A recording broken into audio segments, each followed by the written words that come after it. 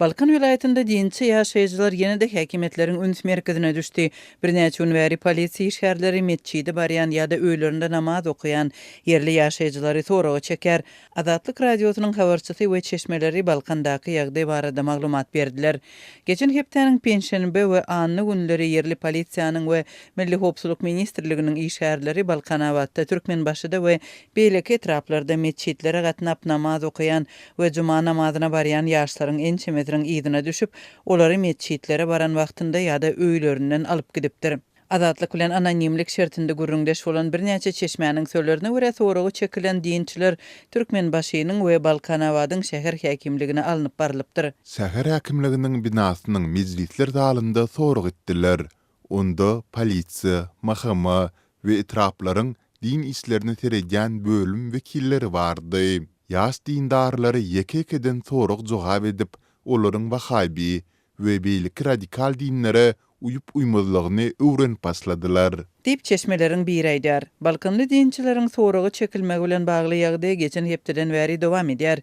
Çeşmeleriň söýlerine görä ýaşlaryň telefonlary hem barlanýar we dini mazmunly islendik materialyň tapylan halatynda olara türme tutsaglygy bilen haýwat atylýar. Bu aralykda Azatlyň habarçylary Balkan vilayetinde meşhur imamyň eden bagydly çykyşynyň ses ýazgysynyň TikTok sahypasynda peýda bolanlygyna önsü çekerler.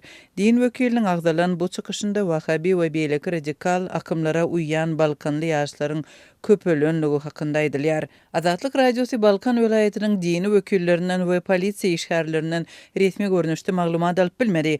Azatlyk bilen anonimlik şertinde gürleşen Balkandaky çeşmeler vilayetde dinçileriň barlanmagyna degişli çäreleriň uly göwrümli reýitleri ýa-da salýanlygyny we häkimetleriň yerli iradyň radikallaşmagynyň ähtimallygynyň hawatyr etmeginden habar berýänligini belliýärler. Görnüşinden uly mesele meňzeýär. Döwletiň uly hawatyry dini radikal akymlaryň ýene köpelip başlamagynyň ähtimallygy bilen bagly. Dip ýene bir çeşme aýdar. Onun söýlerine görä TikTok we Imo arkaly dini wagzlary paýlaşýanlaryň tas ählisi geçen hepdeden bäri öz goýan video wagzlaryny öçürmäge mejbur edilipdir. Şeýle-de vilayetiň ähli bazarlarynda DVD disk satýan telekeçilerden Iranly we Awganistanly dindarlaryň türkmen dilinde edýän wagzlarynyň ýazgylary ýygnalyp alınıpdyr.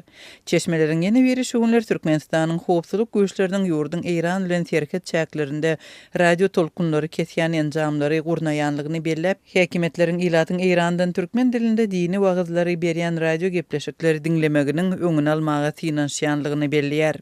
Türkmenistanyň iratynyň aglaby köpçüligi sünni musulman dinine uyar. Dünýäwi döwletiň ýol başçylarynyň dini ibadatlaryna ýygdyrlyk gatnaşmagy ýurtda resmi derejede de baralanýar. Olaryň haç ziýaratyna barmagy, mesçitlerde namaza gatnaşmagy, sadaka bermegi döwlet telewiziýasynda ýygdyrlyk görkezilýär. Olaryň atlary mesçitlere dakylýar. Emma adaty dinçiler ýyllar boýy dürli gysyşlara sede bar bolýar. Namaz okuyan we mesçide gatnaýan raýatlar, sakkyl goý berýän erkekler we hijaply zenanlar wagtal soragy çekilýär.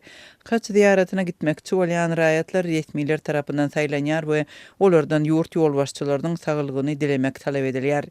Türkmenistan halkara hasawatlarynda öz raýatlarynyň dini azatlyklaryny gödek depeleýän ýurtlaryň hatarynda agdalyp gelýär.